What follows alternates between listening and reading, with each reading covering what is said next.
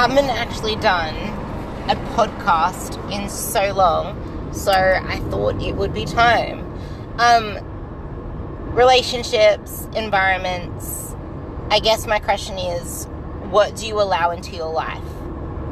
Because nothing has the power to elicit any emotions than what we allow it to. Like, nothing has the power to force us to feel a certain way, to force us to eat certain foods, to force us to do certain things. We allow it to happen. And the biggest thing that I've been harping on about lately is how awareness brings control. So if you're not aware of something, you can't control it because it's just happening with the thought processes that have been wired over the years of the nature and nurturing that we experience, especially within our first 7 years of childhood, where our brains are still formulating and neural patterns are firing, and we're absorbing our environment and we're learning subconsciously from what our parents are doing, whether they were putting effort into themselves or whether they were just grabbing takeaway, or if their relationship was rocky roads or relationship was good. Like, we absorbed all of that within the first 7 years of our lives, and all of that rubs onto us now. But the thing is that until we become aware of it, we can't control our response to it. We can't control our emotions. We can't control any of this stuff until we are aware of it. And being aware of it is only the beginning step, because what happens once you're aware of it? Are you just going to keep letting it run its course, or are you going to put a foot on the gas pedal? Foot on the brake pedal and stop it in its tracks? Like, that's what you need to realize. Like, what action steps can you now implement to make everything go your way in the direction that you want it to?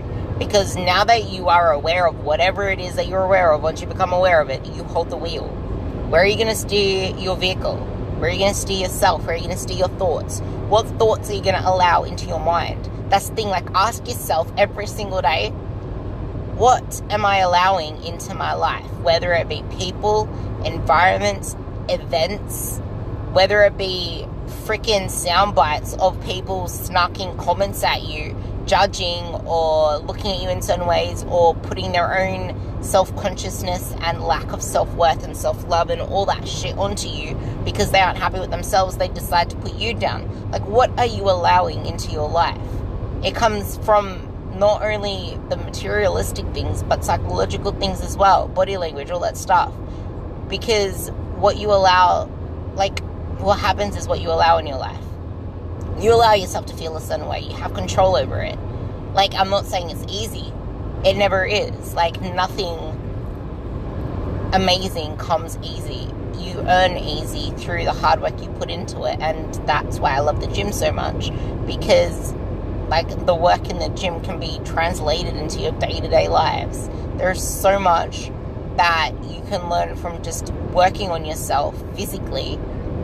Because once you work on yourself physically, so much other shit just opens before your eyes. Like, the girls on the team, which I'm pretty sure most people listening to this are my team girls anyway, but, like, just by doing this journey, just by trying to become a better version of yourself, like, I don't know whether it's the same with other coaches, but my coaching, like, I do not just care about numbers on papers, because that to me is jack shit. Like, what the hell is our life?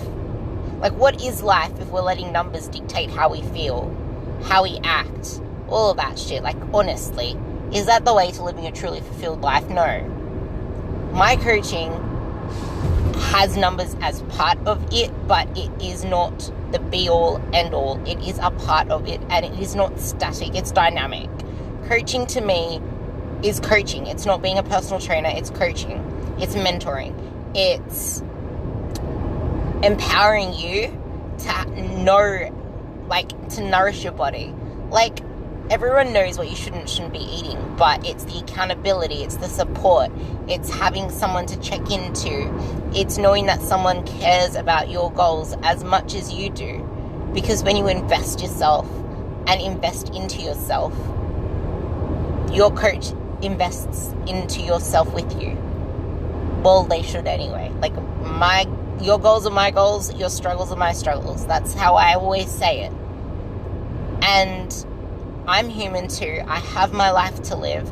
And as long as my human self, my time, my goals, and when I need to take that extra time, like when I'm competing at the Arnold's, or whenever I'm doing that sort of stuff, or when I'm training and when I'm sleeping, as long as my actual time is respected, my coaching is expected, my experience and like my expertise is respected, as long as all of that is ticked off the list, then like I'm here for you. I'm here to help you no matter what. Like there are some girls that literally go through phases where they have to message me quite a few times every single day for a few days or even a couple of weeks because they're going through tough times, and I'm happy to help there because they respect that I do not reply when I'm training. I do not reply when I'm sleeping. They respect the fact that I will be there replying to them and helping them through their tough times when I'm able to.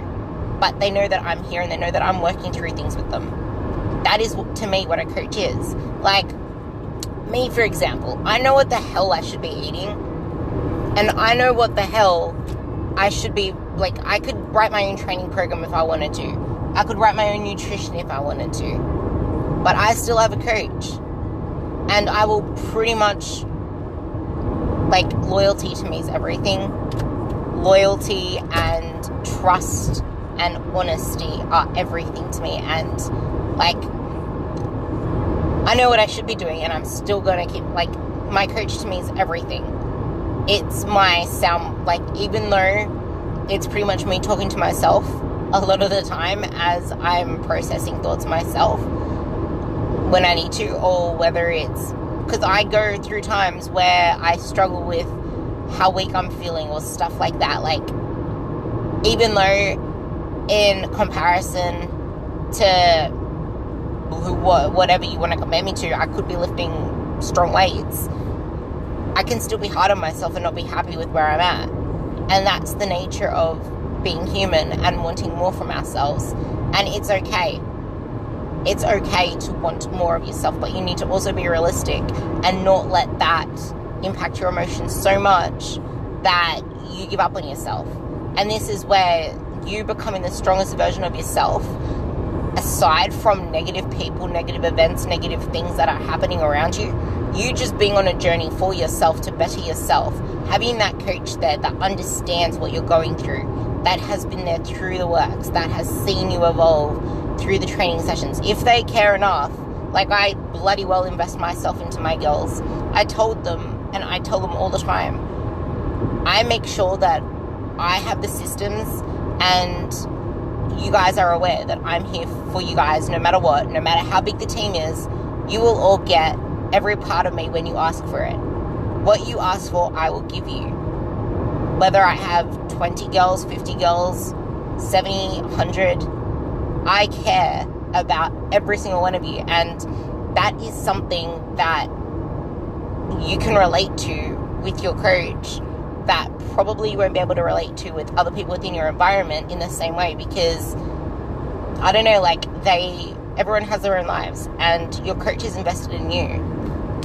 But the whole thing what I'm trying to say is, once you are on this path with yourself, whether it's with a coach, whether it's by yourself, know that you are doing this to become the most empowered version of you, to be able to be strong and happy and fulfilled and feel a certain way.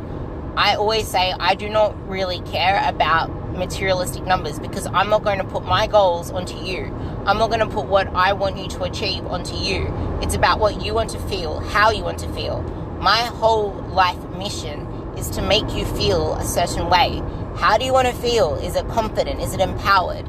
Like, most of the time it's this empowerment shit, but that comes alongside with something you want to feel. You want to feel in control of something. You want to feel like you can actually get your shit together. You want to feel like you freaking fit in. You want to feel like you can actually go about your day without worrying about, like, freaking what you look like in your work blouse.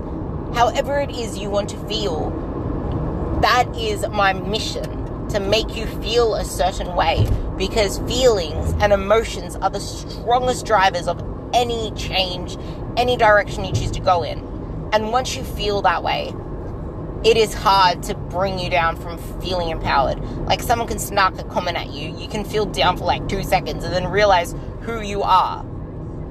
Like, it is hard when you're constantly put down by a husband, by a partner, by work colleagues, if you aren't sure of who you are and you know your worth. Once you know your worth, once you're sure of who you are and what you're capable of and know your worth, then it is possible to actually feel strong in your decisions. Know that what you are doing is right and know exactly where it is you need to improve on if you need to improve.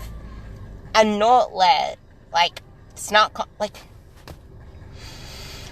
it's hard when you are in a relationship with someone who does not support your goals. It is hard when you're in an environment with people who do not get your journey. And that is why belonging and not being isolated are the most important things you can do. Like, there are so many studies out there that prove that social isolation and loneliness and being alone and not having a community, all of that stuff, are the major causes of heart disease, obesity, depression, anxiety, mental disorders, body disorders, all of that stuff. Because, you need to feel like we're humans. Maslow's hierarchy of needs. Belonging is such a major part of that. You need shelter, you need food, you need love, you need belonging. And that's exactly where having a community comes in. And if you can't afford to have a coach, then join a freaking sports team. Anything that gets you into a community vibe that takes you away from any negative sucking environment.